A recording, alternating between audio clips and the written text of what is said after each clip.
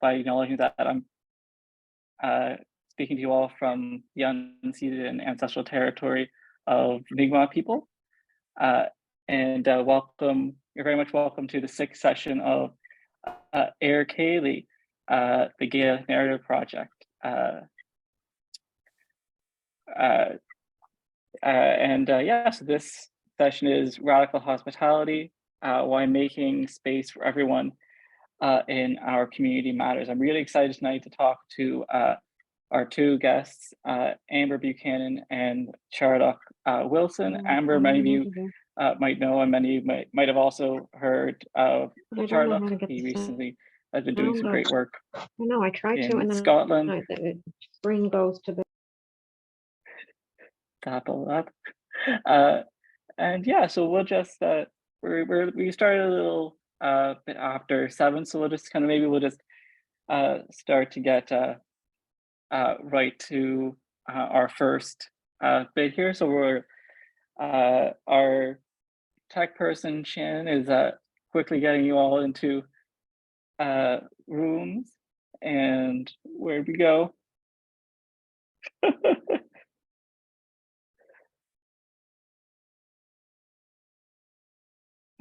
All right.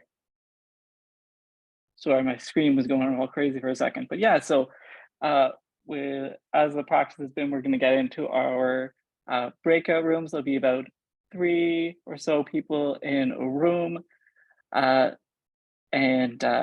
you'll each have about 3 minutes to take your turns answering our question. And while one person is speaking, just make sure you give them their time to answer, and then once it's your turn, you can have your go. It's your time, so make sure you use it. Even if you need to take some silence, that's okay too. And yeah, so we're just going to have those questions posted in to the chat there, and it's just simply introduce yourself, Koshiv, and then take your group to a time where you felt like your whole self was welcomed. What was it like? How did it make you feel? And was there anything explicitly done to create that space? And if so, what?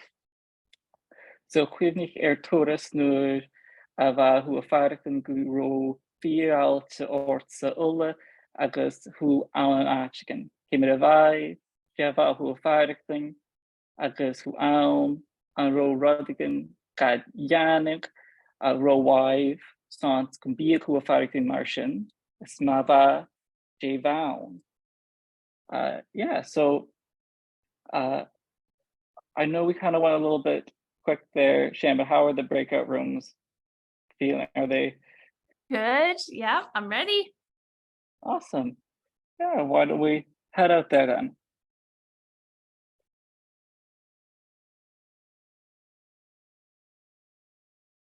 Aha, on the slúchachin inisha. Everyone's coming back now. All right. Fáilte ráis, mi dóchas go raibh córaíonn maithe agah. Hope you all had good conversations there.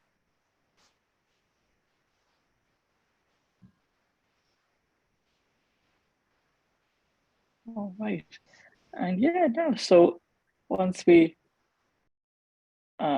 find our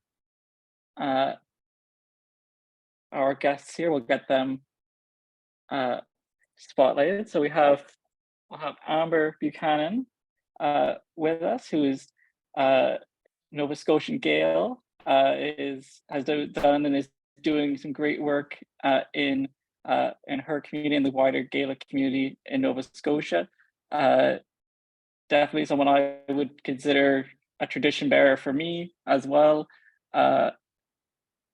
So just a all-around great Gael there. And then our other guest is Dr. Tèarlach Wilson, who is originally from Wales, but is currently living in Stornoway in Scotland. And excuse me, and has recently opened on Air Cayley, which is a Gaelic centered community center and cafe in Stornoway. And it's some great work that he's doing as well. Both of my guests here, I have a lot of respect for both of them and the work that they're doing. So I'm really excited to have them here with me. And yeah, I know we don't have it in there, Amber and Charles, but we'd both like to just say hi and a word or two before we get started with the questions. Amber, if you'd like to start maybe. Hello, Kimera Shuano, Kahoma Visho, Nurmes, Kahoma Hulitanya Eichkin. Hi everyone. It's really good to be here. Good to see all your faces. Thanks for having me here.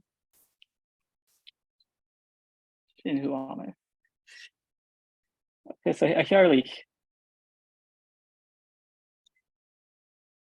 Oh. Anders. Dullich ha mi ar y ffôn.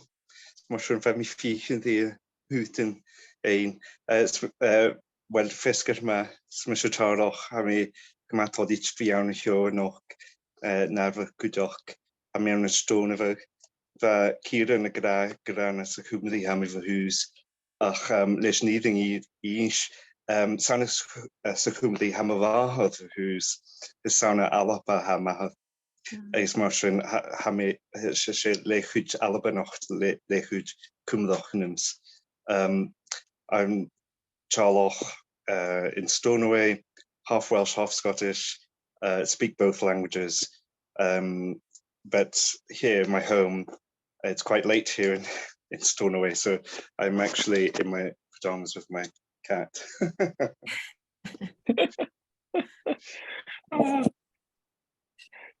So no, thank you both so much for sorry, English wasn't coming into my head, for introducing yourselves. Yeah, so maybe just to kind of get started here, we'll go to our first question, which is, so what does Gaelic hospitality mean to you? And what are its strengths and weaknesses? And how do you like to see it grow, evolve? And maybe just to keep going where we're going with this, I'll go to you first, Amber, for the first question here.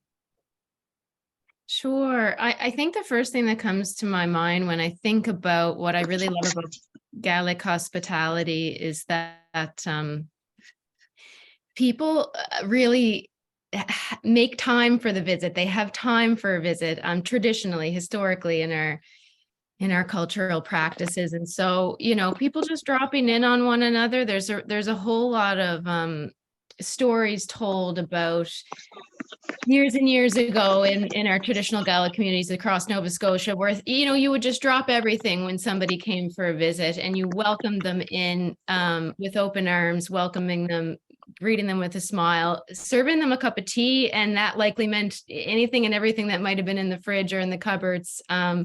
Just a real act of generosity. And I think that the Gaels really understand our interconnectedness as humans, as people, and the visit remembers that interconnection. It practices that interconnection. It strengthens that connection that's between us, that I think that gives us health and well-being, which I think we especially need today. And so that's one of the really beautiful things that comes to mind, is just, you know, just making time for the visit, carving out time.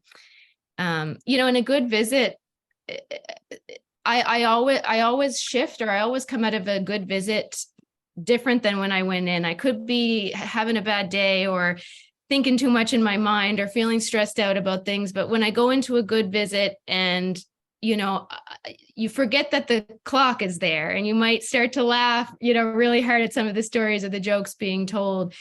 And what I've noticed is that I never leave the same way that I went in. I tend, after a good visit, I feel really uplifted and upbeat, and, you know, sort of this feeling of like, we're in this together. It's not just me, we're all doing this. And so that's a really, really beautiful thing. Yeah, I guess one of the weaknesses might just be, what comes to mind is that our world has changed so much. And so obviously people nowadays, there's not as much time for visiting, given how much work needs to happen for people to pay their bills and things like this. And so it's not necessarily a weakness of the culture, but how do we, the question is like, how do we meet that? How do we bridge those two things? How do we make the time? And so I think with great intentionality, really just, purposefully saying, I'm gonna put a visit on somebody and welcome them into my home, or, even a phone conversation or something like that. And the ways that it might evolve, I think in Gaelic Nova Scotia, I think we're already evolving and we're changing and we're bringing things in from other places and other practices. I know Kid, and we've talked about the Gaels Jam and the way that that really practices beautiful open hospitality, and so that's one of the beautiful ways that things have been evolving. So those are just a few quick thoughts, anyway.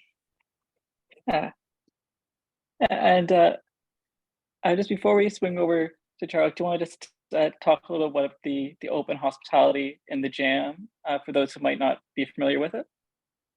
Sure. Yeah. So jams are something they're put on by an organization called Yes, based in California, and they do these events all over the world. And we've been doing them in Gaelic Nova Scotia for this our 10th year, and they really actively and intentionally practice a welcoming hospitality where every single person is welcome, no matter of your race, age, class, gender, sexual orientation. It doesn't matter, because what is inside you, inside of your heart, we all have that base commonality in our humanness that connects us. And so the Jam, even from the first day, creates one of the hosts will spend 10 minutes just talking and letting everyone know how welcome they are.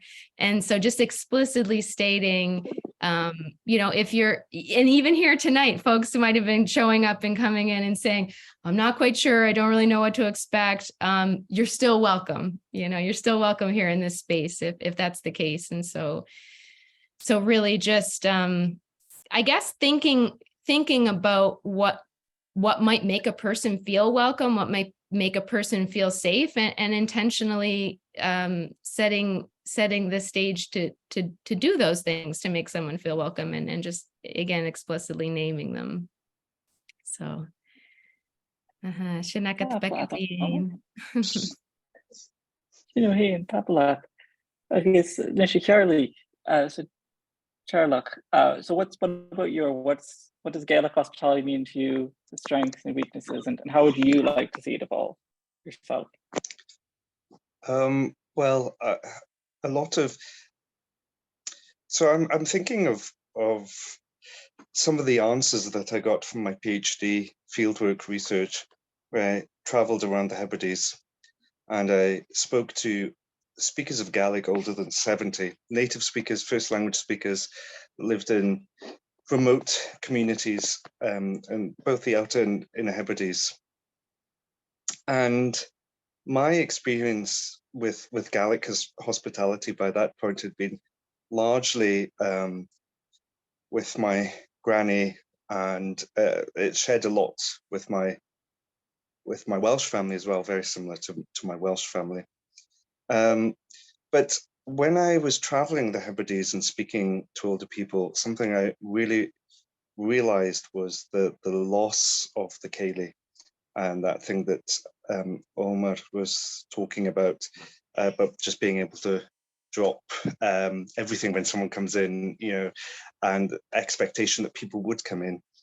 I was actually studying dialects, but to distract speakers from language, I was asking them questions about their upbringing and their communities and how things had changed, so that they weren't thinking about grammatical features and correct words, and I need to put on a phone voice 'cause I was recording them. And I found out that there was a lot of social isolation, and that some Gaelic speakers in the islands could go for days without speaking to anyone, let alone to someone in Gaelic. And regularly it was expressed, the loss of the Ceili. One of the things I definitely noticed, this is just sort of a kind of an add-on, a sort of a funny anecdote, is how a cup and tea, or cup of tea, if you're on another island, cup and tea, we say in Lewis, doesn't just mean a cup of tea. It comes with sandwiches and biscuits, and it's never ending. When I did my PhD, I definitely put on weight, and a lot of the speakers knew that I was coming to visit, because you arrange ahead of schedule, and I would get fresh baking and biscuits and meals for the rest of the day and the coming days. Even interviewed one lady in Lewis on a Saturday evening, and she packed my bag with food for the Sabbath, which was lovely, really beautiful, giving me sausages and eggs, and so that became a new experience from what I had experienced before, which was a sort of warmth that was still there. And then I realized that for a lot of people, it's not there anymore. One of the weaknesses, though, that I find, the strengths, sorry, I'll give strengths first. I feel like the strengths is this sort of nearstuchach daven.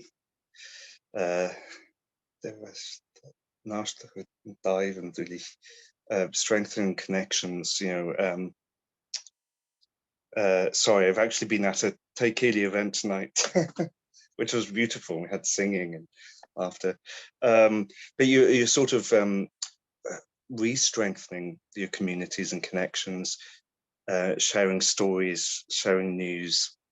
And there is a really human aspect to it, isn't there? There really is this, it's not such an individualistic approach to community that I sometimes find is quite prevalent in, I don't know whether it's Anglophone culture or dominant cultures or colonizing cultures, but there is a very individualistic approach, and have to do what's best for you, and you have to be strong. You don't be weak. You have to be strong. You have to show strength. But I find it in a lot of minority cultures and minority communities, whether it's Gaelic, LGBTQ2+, I'm sure ethnic minorities, I don't have experience of that, but different abilities, communities of different abilities. And officially I'm on the spectrum, so I have experience with other people on the spectrum, and what I find is there is more of a, we're holding each other together, we're holding each other up, and we're there for each other, which I think is really important. The weakness, though, is kind of connected to that, where Gaelic culture, in particular in Lewis, is very much intertwined with quite a strict version of Presbyterianism that actually can be very uncomfortable or even judgmental and ostracizing about some different identities, such as LGBTQ2+. I'm also the Gaelic officer on the Hebridean Pride Committee. And I've just managed to convince the committee to make it bilingual and to have a bilingual logo. And so everything Hebridean Pride does now will be bilingual, with Gaelic being given some prominence. But every Pride event in Lewis has protesters from the local Free Church telling us that we're wrong and we're sinful. And it's incredibly difficult to find that loving community, but also be from out with some of these Presbyterian norms that have been which to me come across as a form of control from certain institutions and certain individuals that does not benefit the community either. But they've been through so much colonialism already that you can't then come in and tell them that religion is wrong, because that's just another type of colonialism coming into their community. So it really has to be led by them.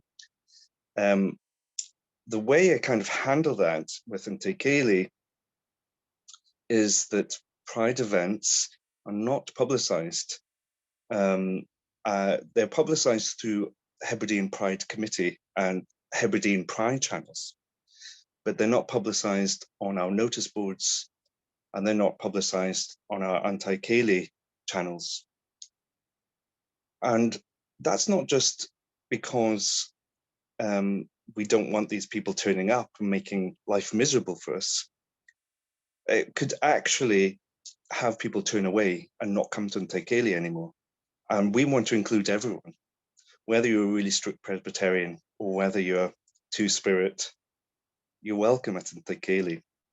A lot of Gaelic speakers on the island who identify as queer are closeted and ashamed, and they don't want to be outed. So I thought that having this, it's not a secret society, but you know what I mean, this kind of protective, we're trying to create a force field of protection around a minority culture within a minority culture. And I thought that if people were to be aware of how our meetings are not broadcast, might give them the confidence to come to our meetings, to come and socialize with other queer people without the fear of being accidentally outed. So I don't know if that answers your questions, if that helps, if that gives you any food for thought on how we are trying to approach the tradition of Gaelic hospitality, but also fiestach, the sort of, you know, it's not knitting in English, that doesn't make sense, does it? But knitting in, you know, this world where we realize that there are other minority communities that need to feel seen and welcome within Gaelic community and culture. No, thank you, Charles. That's beautiful. And I might just kind of feed you the second question now, because I feel like you're starting to get towards it. And I want to just kind of keep you on your role here. So what experiences have shaped how you created spaces in communities, and how can we create Gaelic spaces, both cultural and linguistic, in our communities where everyone is welcome? Because that's kind of what you were starting to get into there. So like how, like in kind of maybe a deeper way, or like just kind of keep going on that, on what you've been talking about there with creating that space. What experiences led you to make those decisions and all of that? Well, one of the things that really drove me forward with this project is that I've lived in Italy and Poland, and I picked up the languages relatively quickly because you're fully immersed, and people are not broken into categories. When you step off a plane in Italy, you're not boxed into categories of native speaker, fluent speaker, learner. You don't have spaces designated to you. Everyone is part of the public space. And when I would go into a coffee shop, I'd go into a public space in Italy and in Poland, had no choice but to speak that language. And often people did not speak English. I remember going into a post office in Poland. I wanted to send a postcard to my mum. And I asked the lady behind the counter, do you speak English? I had actually been going to Polish lessons, but I wasn't very confident. I thought, my Polish is rubbish. She's not going to understand me. So I asked her, do you speak Polish? Do you speak English? And she replied, no. Yeah, jestem w Polsce. I'm in Poland. In Poland, we speak Polish. And I thought, oh, good grief. Okay, I'm going to try. So I tried my hardest to say, please, may I have a stamp? My mum lived in Wales at the time. She lives in London now, but at the time she lived in Wales. And I thought, there was part of my brain going, I don't know how to say United Kingdom. I don't want to say Wales because people don't know where Wales is. So I just had to say England. Can I get a stamp for England? A bit of my soul died.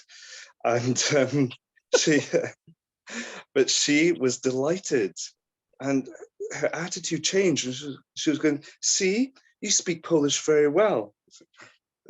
I didn't.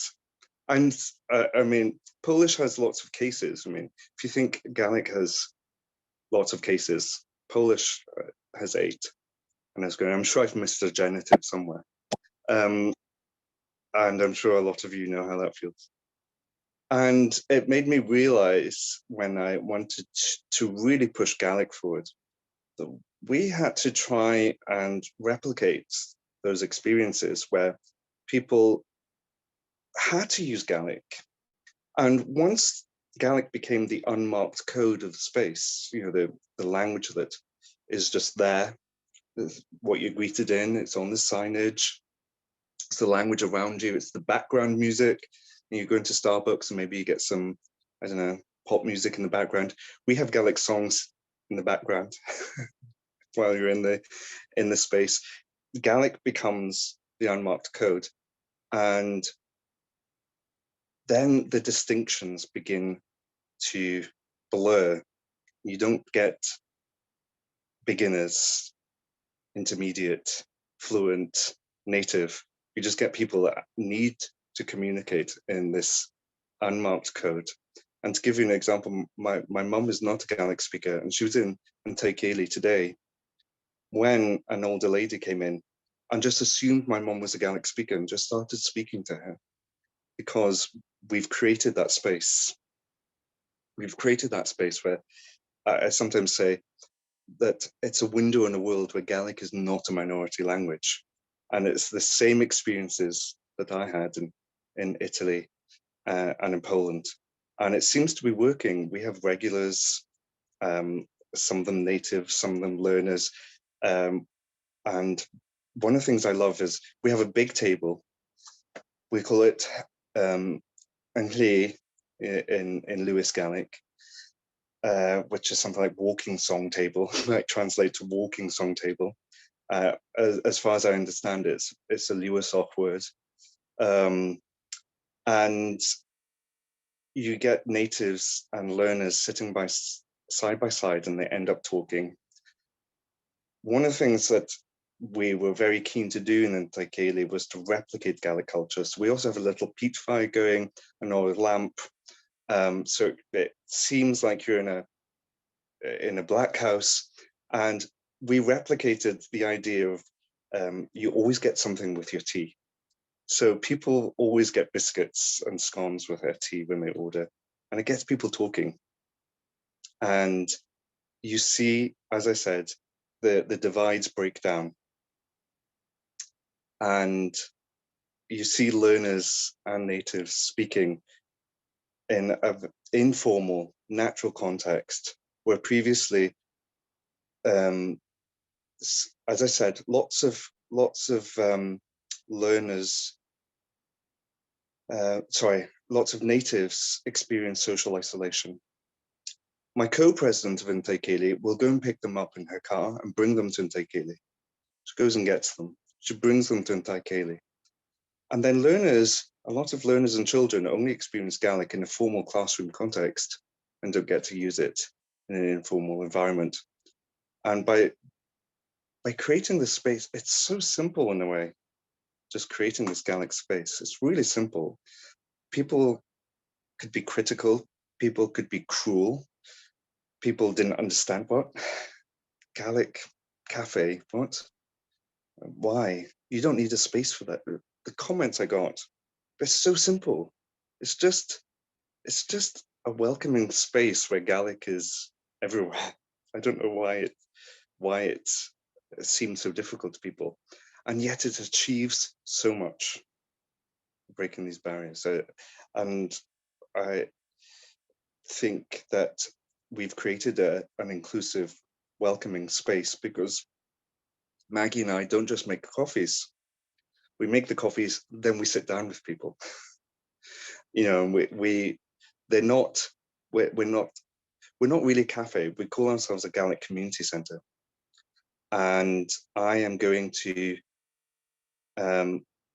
give you an example where we have some older native speakers who come in facing social isolation, and Maggie and I will even prioritize them over not over other customers. You're going to get served, but there's an idea, you're almost in someone's house.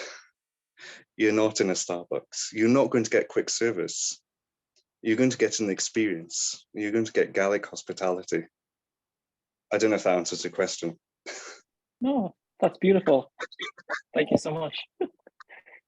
And guess now I'll shoot over to you.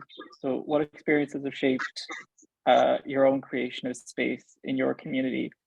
And from your perspective, how can we create these spaces, both cultural and linguistic, where everyone feels welcome?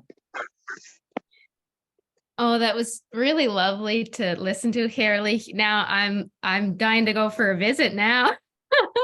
Sounds You're beautiful. welcome. Beauty Beach. Yeah, and I think like just to go back to your previous point, Keiran, of asking, how do we kind of evolve and make people feel welcome in that? I mean, I think, what I'm hearing is that you're doing it at Tèarlach in the way that you're just building relationships with people. And I think as Gaels, we have this long history of colonization, and specifically here in Nova Scotia, we lived very isolated. We lived, very sort of insularly, very predominantly a white population, with a few exceptions in there. And we're a clannish people, and that's not always bad, but what that can, the downside of that is that we can equate different with being bad or threatening, right? And so, well, how do we transcend that, and how do we move through that? We just meet people and we fall in love with other humans, not necessarily romantically, but we come to love other people of all kinds of identities because they're human. And how do we do that? Over the cup of tea and the biscuit, I think really is kind of like the radical revolution. And it is so simple, as you said. I think that's a lot of the ways that we're going to heal going forward in society and in Gaelic culture, is coming back to sort of simpler ways, and that's one of the ways. I had in mind when you were speaking earlier as well, Tèarlach, that thinking about having the cup of tea, my great grandmother Sadie Mae McGuinness, who some of you will know, she really taught me how to host people and bring them in and welcome them in and make them tea and everything. So one time she had gone visiting with minister called Holy Charlie, which some of you will know some of the stories about Holy Charlie. He was a real character. Anyway, she was telling me about this day she went around visiting all the houses of them, because of course ministers would be doing that. And she said 13 cups of tea is what she counted in the day. Of course, she was diabetic and couldn't have that many cups of tea, but he had every cup of tea. He had them all. And I remember one time being at my great grandmother's and she asked if I wanted tea, and I said no. And I kind of got this real quick side eye, and I said, oh yeah, sure. Yeah, I'll have the tea. She was offering me her love. She was offering me her life in that cup of tea. And I didn't know that at the time. I just thought, no, I don't really feel like having tea. But that was me saying, that was me denying her hospitality, essentially. And so I learned kind of quickly that that also, we give, but we also have to receive. And it's this sort of two-way street, and it's reciprocal in that, and in those ways. Yeah. I forget what the question was now. No, I think that was a pretty good answer, I think. I add something to what yes. Òmar is saying. Go. In different dialects, you have different ways of expressing a cup without a biscuit or something to eat. And in Lochs of Lewis is coppen loramach, a naked cup. And it means nothing comes with it. And it's usually a reference to being a bit stingy. And I remember one day my granny was at my house, and I offered her a cup and tea, and she said, Díoch copan Laura Mosa. She didn't want anything to eat.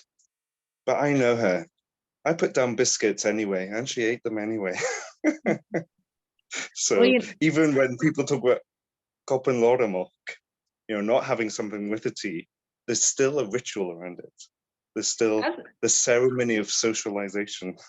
Yeah, and there's this unwritten rule that you really do have to ask 3 times. Someone might come, do you want a cup of tea? Oh no, thanks, I'm good. And then, are you sure you won't have a cup of tea? No, no, not a bother. I'm not going to stay long. Well, why don't you have a cup of tea? Oh, well, if you're making the tea, I'll have the tea, and so there's a little bit of a back and forth there that naturally happens. I remember one time when I was traveling in Italy, they asked if I wanted tea and I said no the first time, and that was it. They never asked me again. And I went, oh, I just have, that's the cultural difference. I had to learn that if I wanted it, I had to say yes on the first go. But there's stories about that. Yeah, half a cup. Yeah. Yeah, no, tea is definitely an important bit. I have an older relative, and it's not a question. It's, you'll have a cup of tea. Yeah. You'll have a cup of tea. You will. Yes. And I did. Yeah, and I'm thinking too, when my daughter was little, she's 13 now, but through her upbringing, when I would take her to visit, often we would go somewhere and the woman would give her this little necklace or a little brooch or a little something, just sending her off with something. Like you said, Tèarlach, about the woman giving you the whole bag of food. I mean, it is rare that you'd leave a Gaelic person's house and not have a little doggy bag to take with you, a little something, just sharing whatever you have. So that radical generosity is also part of the radical hospitality. And I think our world really needs that right now. There's something very old about that. This exists in so many indigenous cultures, and there's something very wise about this. There's some kind of magic that happens and some kind of healing that happens when we are radically kind to one another in these ways. We need more kindness. Definitely. Quite often when I see people being negative about Gaelic online, my response is often, why can't we be kinder? Are you going to waste your life being negative? Why don't you do something nice for someone? Instead of complaining about Gaelic, why don't you buy flowers for someone you love? I say things like this to people. No, that's beautiful. Yeah, no, a good response. Why don't you? Any kind of negativity, why don't you go buy flowers for someone you love instead of spreading negativity? Yeah, exactly. Gosh, imagine no one lies on their deathbed and wishes they'd been crueler online. Do you know what I mean? Yeah. Take note. Yeah. And maybe since we're having a bit of this back and forth, I'll just throw in our last question, which I think fits in well, since we're just mentioning like older traditions and everything. So how can we balance kind of tradition with inclusivity, and like in your own work, like what challenges have you had while trying to maybe do this and like have traditional elements while being inclusive to everyone, and we're able to find a solution or even a partial solution or something like that? I'll just have that to both of you. Whoever's feeling like going first can go first. We have a little conversation about it.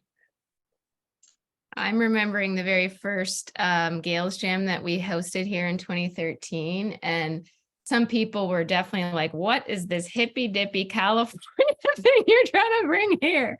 It's, it's very different. But I think what we did with that is that we took some of the beautiful principles of welcoming and we put our language on it. We put our prayers into it. We put our songs on it. And so it didn't have to be prescriptive. It didn't have to be something that we were bringing in robotically, but rather it was alive, and we sort of molded it and shifted it to make it fit our own cultural context here. And so like we were pushing the envelope. We were making people initially uncomfortable because it was something unknown to them, but we did it anyway. We took a big deep breath and we trusted, and we had a beautiful team to lean on one another to introduce this sort of at the time radically different thing. And it's amazing because like I said, that was 10 years ago, and I've seen it evolve since, and I've seen people's comfort levels grow within that time. And I see people now using some of the things that we've done at the Jam. They're using them for an event at the Gaelic College, or, you know, somewhere here and there where they're holding events that it's not necessarily a Jam, but they're bringing these aspects and these pieces in. And so,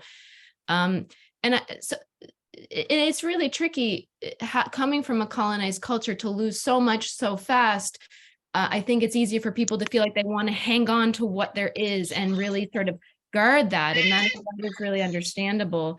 And given that the world has changed so much in the last 50 years, 100 years, given that our communities are fractured generally, by and large, we don't have whole healthy communities. And so it's hard sometimes to apply old principles to new times. And so we have to adapt sometimes and shift them a little bit and change them a little bit while also trying to remain respectful to the traditions in the first place. And one of the things I ask and I wonder a lot about things that are traditionally Gaelwach, when did they come in? How were they born? Are they things that are very old and things that the elders knew contributed to the health and well-being of the entire community, of the whole, of the we?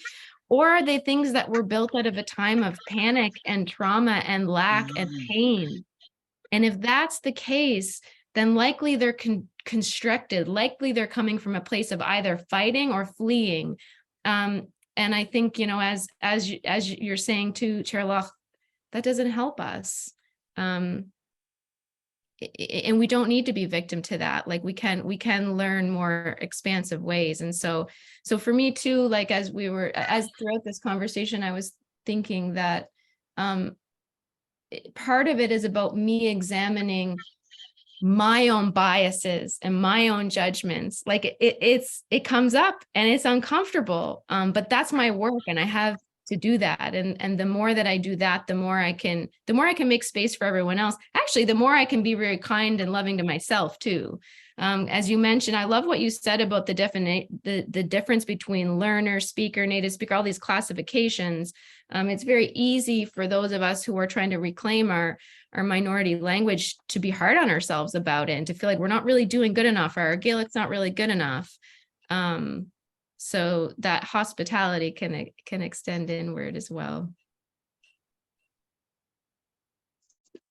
Yeah, I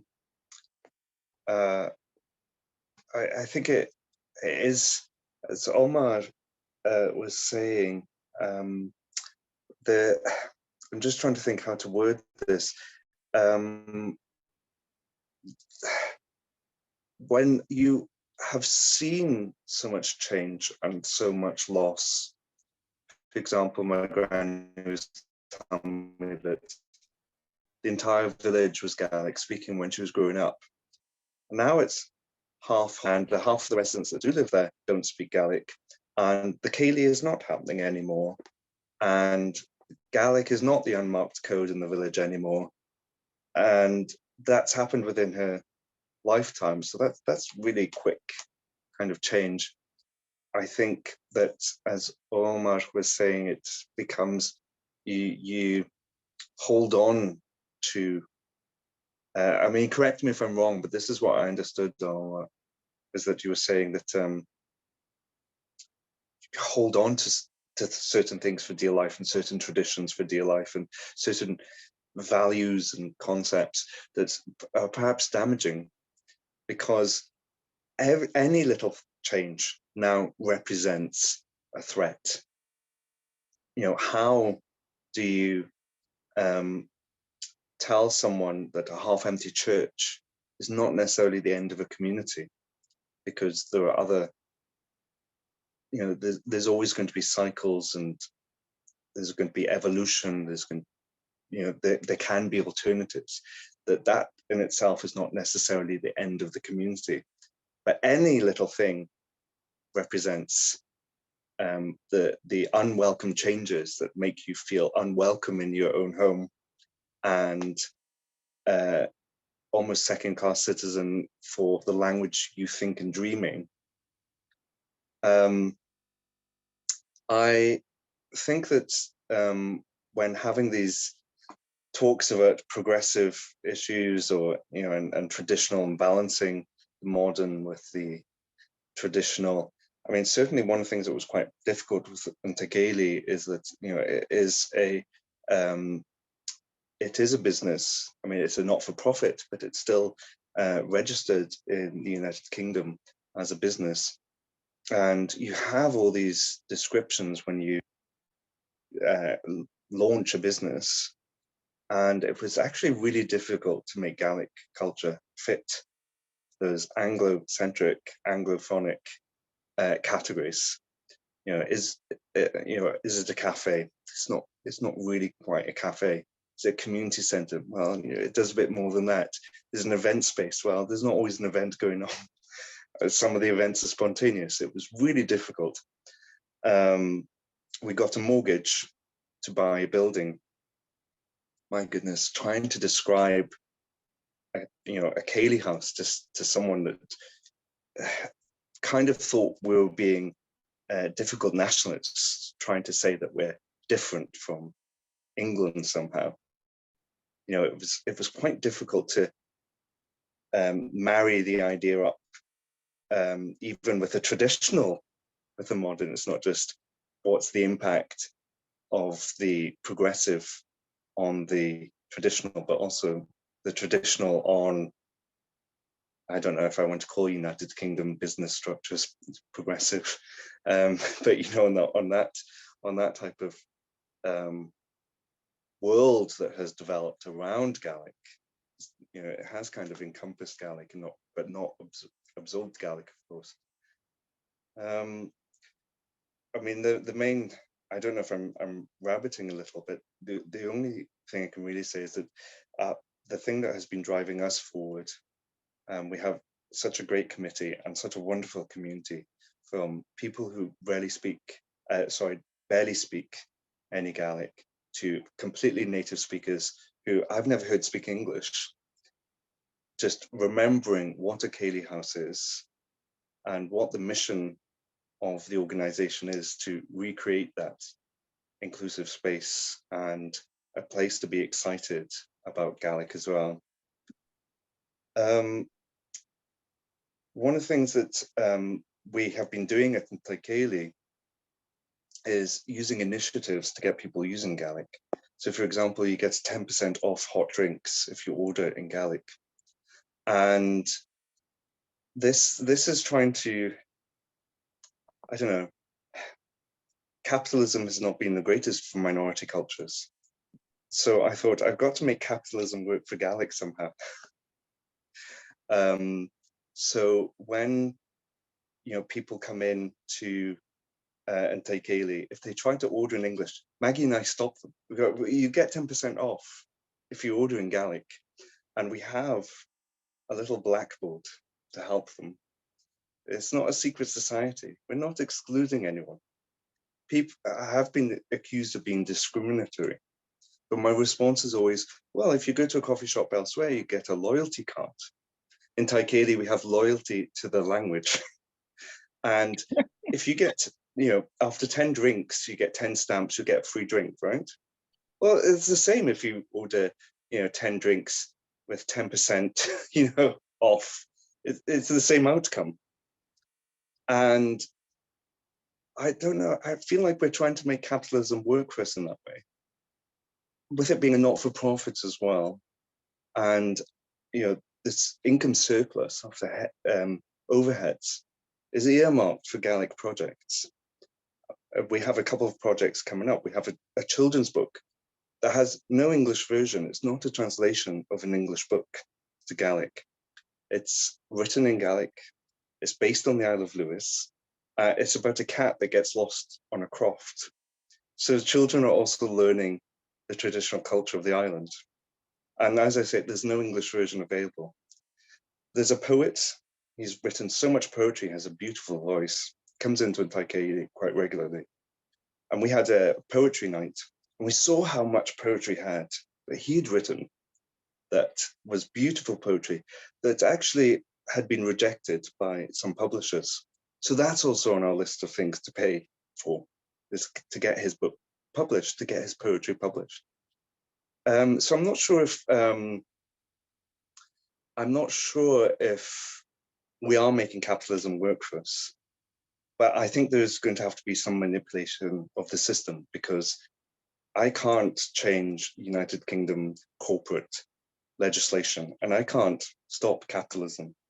So I've been trying to think of ways to make it work for us. I don't know if that answers the question, or if that adds, hopefully that adds to what Òmar was saying as well, about, you know, balancing the tradition, and trying to provide an antidote to the trauma.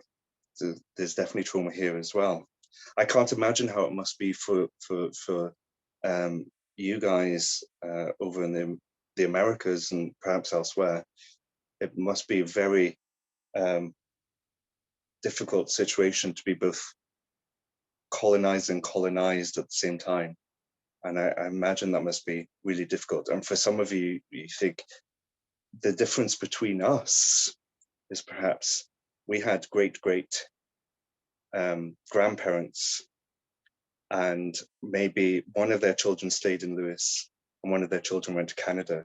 And that's the only difference between me and you guys. And yet you're in this very different position to us in Scotland. And I don't think I can understand it. I'll try, and I try to empathize. And I have Canadians tell me those stories. It must be difficult for you. That must be a challenge. That would be very interesting to hear more about. Yeah, no, I definitely love to keep the conversation going, but we're running a little bit late because I didn't want to cut the conversation short there. But Tapali Gumor son Ryan, thanks so much for what you've been saying. And I'll just quickly go over our questions for the second breakout room, then maybe we can really just jump right in there for we might not have full 7 minute breakout rooms, or but yeah, so our first question going into the breakout rooms is going to be, what have these conversations added to your understanding of hospitality?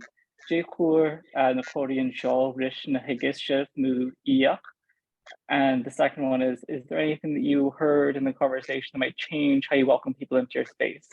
Fel rud san bí who sa chóraig gun churig atrachaig an dó I churas tú failte duine. So yeah, those should be put into the chat soon, and once they are. So Shannon, whenever you're ready, if you can send us off to our breakout rooms.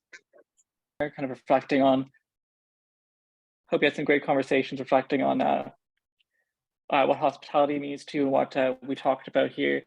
It might be summed up in, you know, be kind and drink tea, you know, in a few words. But yeah, we'll go into you know, the harvest portion of our evening now. So yeah, so where did these conversations take you? What new curiosities or questions are you left with? And what action might you be inspired to take? So we'll get some music playing now, and I'll just leave you all to write.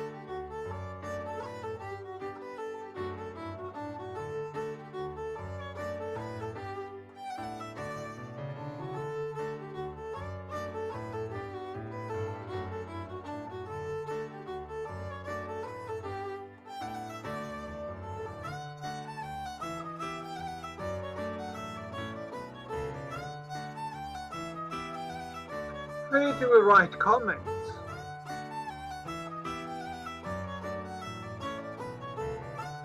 Is there a place?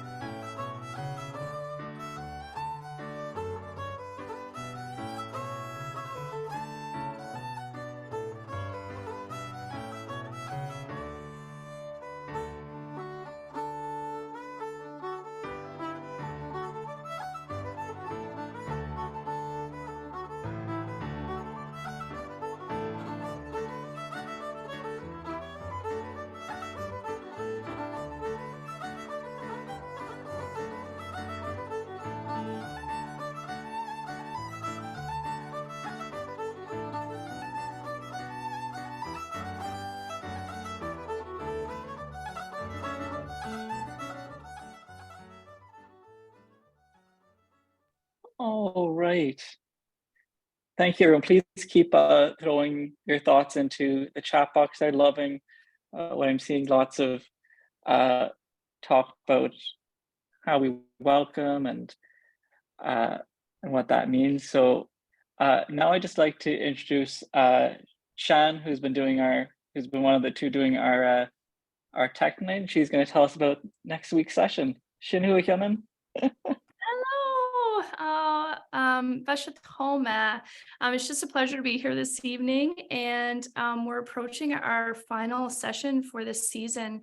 And next week, I'm going to be joined by Stacey McLean, a tradition bearer in her own right, and we're going to be talking about remembering, and piecing back together and being swan and whole, and what's involved in the act of remembering, and why do we bother, and why is it important to remember our languages, our songs, our stories, and our histories, and what are the gifts that are available to us in remembering. So hope to see you back here next week. Ik heb een tablet gemor, Hami Edevitson session heen, agus tapalív Ulrich Sinchin noch. Thank you all again for coming tonight to the channel. I'm super excited for your session. It's going to be emotional but lovely, I think. And yeah, so again, thank you all for putting your thoughts into the chat and coming tonight. And yeah, thank you again to Amber and Tèarlach and to everyone else on the tech team, Susan and Shannon, for everything you've done here tonight. And yes, I hope you all felt very welcome tonight, and that we can take, as I think I saw in the chat, and Amber mentioned, you know, we could take a radical tea revolution to making everyone feel welcomed and included in our communities. And if they don't want to take the tea the first time, don't forget to ask the 2 other times. We don't want anyone to go tealess. All right. Thank you all so much for coming, and I hope to see you all next week. Better Cleve. On the leave. Yannick, wait. Dankjewel. Papalei, dankjewel. Mantjova. Dankjewel. Benek. Oiki va tapid leave.